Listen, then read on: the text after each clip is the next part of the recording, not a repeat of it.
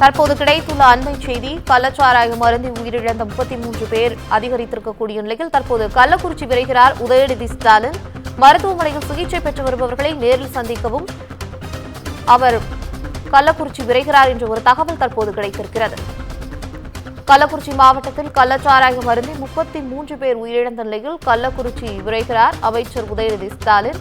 மருத்துவமனையில் சிகிச்சை பெற்று வருபவர்களை நேரில் சந்திக்க அமைச்சர் உதயநிதி ஸ்டாலின் கள்ளக்குறிச்சி விரைகிறார் என்ற ஒரு தகவல் தற்போது கிடைத்திருக்கிறது. அவர்களுடைய குடும்பத்தினரை சந்தித்து அமைச்சர் உதயநிதி ஸ்டாலின் உயிரிழந்தவர்களின் குடும்பத்தினரை சந்தித்து அவர்களுக்கு இரங்கல் தெரிவிக்கவும் தற்போது விரைகிறார் கள்ளக்குறிச்சிக்காக உதயநிதி ஸ்டாலின். கள்ளக்குறிச்சி மாவட்டத்தில் கள்ளச்சாராயம் அருந்தி உயிரிழந்தோர் எண்ணிக்கை 33ஆக அதிகரித்திருக்கக்கூடிய இந்த சூழ்நிலையில் ஒரு பரபரப்பான சூழ்நிலைதான் காணப்படுகிறது. இந்த நிலையில் அரசியல் கட்சி தலைவர்கள் பல்வேறு கடும் கண்டனங்களை தெரிவித்து வரும் சூழ்நிலையில் கள்ளக்குறிச்சி விரைகிறார் உதயநிதி ஸ்டாலின் என்ற ஒரு தகவல் தற்போது கிடைத்திருக்கிறது. இதுகுறித்தான தகவல்களை தருவதற்காக தலைமை செய்தியாளர் சிவா இணைகிறார். சிவா, உங்களுடைய தகவல்கள். பவித்ரா, கள்ளக்குறிச்சியில் அரங்கேறும் இந்த கள்ளச்சாராய உயிர் பலி என்பது யாரும் நினைத்து கூட பார்க்க முடியாத அளவுக்கு அதிகரித்துக் கொண்டே இருக்கிறது. தற்போது வரை 33 பேர் இதனால் உயிரிழந்திருப்பதாக அதிகாரப்பூர்வ தகவல் வெளியாகி இருக்கின்றன. தொடர்ந்து 50க்கும் மேற்பட்டோர் மருத்துவமனையில் தீவிர சிகிச்சை பிரிவில் இருந்து வருகிறார்கள். இந்த நிலையில் தமிழ்நாடு அரசு நேற்றைய தினமே இதற்கான பல்வேறு நடவடிக்கைகளை எடுத்து அதிகாரிகள் எல்லாம் இடமாற்றம், சஸ்பெண்ட் போன்ற அதிரடி உத்தரவுகள் எல்லாம் பிறப்பித்திருந்தது.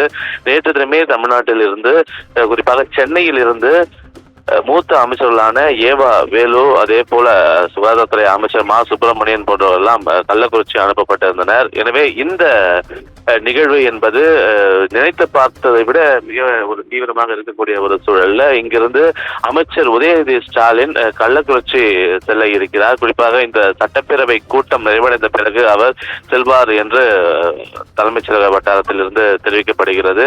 எனவே அவருடைய நேரடி கண்காணிப்பில் இருந்தால் துறை ரீதியாக எடுக்கக்கூடிய நடவடிக்கைகள் எல்லாம் துரிதப்படுத்தப்படும் என்ற ஒரு நம்பிக்கை அரசுக்கு இருக்கிறது. அந்த அடிப்படையிலேயே அமைச்சர் உதயநிதி ஸ்டாலினை இங்கிருந்து கள்ளக்குறிச்சி அனுப்புவதற்கான ஒரு பணிகளை தமிழ்நாடு அரசு மேற்கொண்டிருக்கிறது. சட்டப்பேரவை கூட்டம் கூடியதும் இரங்கல் குறிப்பு, இரங்கல் தீர்மானங்கள் எல்லாம் வாசிக்கப்பட்ட பிறகு அரை மணி நேரத்திற்குள்ளாகவே சட்டப்பேரவை நிகழ்வுகள் முடிந்துவிடும். அதனைத் தொடர்ந்து முதலமைச்சர் மு.க. ஸ்டாலின் ஆலோசனை மேற்கொள்ள இருக்கக்கூடிய நிலையில அந்த ஆலோசனை கூட்டத்தில் உதயநிதி ஸ்டாலின் பங்கேற்பாரா இல்லையா என்ற ஒரு கேள்வியும் தற்போது எழுகிறது. இந்த நிலையில இந்த சட்டப்பேரவை கூட்டம் நிறைவடைந்த பிறகு கள்ளக்குறிச்சி சென்று அங்கு இருக்கக்கூடிய நிலவரங்கள், உயிர் பலியை தடுப்பதற்கு ஏதேனும் வழிவகைகள் இருக்கிறதா, மேற்கொண்டு இதில் எடுக்கப்பட வேண்டிய நடவடிக்கைகள் தொடர்பாக அமைச்சர் உதயநிதி ஸ்டாலின் தலைமையில் அந்த குழு அங்கு தீவிரமாக செயல்பட்டு பாதிக்கப்பட்டிருக்கக்கூடியவர்களுக்கு முழு சிகிச்சை, உயர்தர சிகிச்சை வழங்குவதற்கான ஏற்பாடுகள் செய்வதற்கான வாய்ப்புகள் இருப்பதாக தெரிகிறது. இதற்காக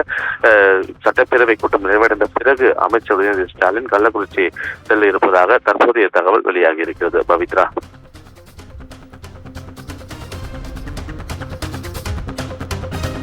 உங்களுடைய தகவல்களுக்கு நன்றி சிவா.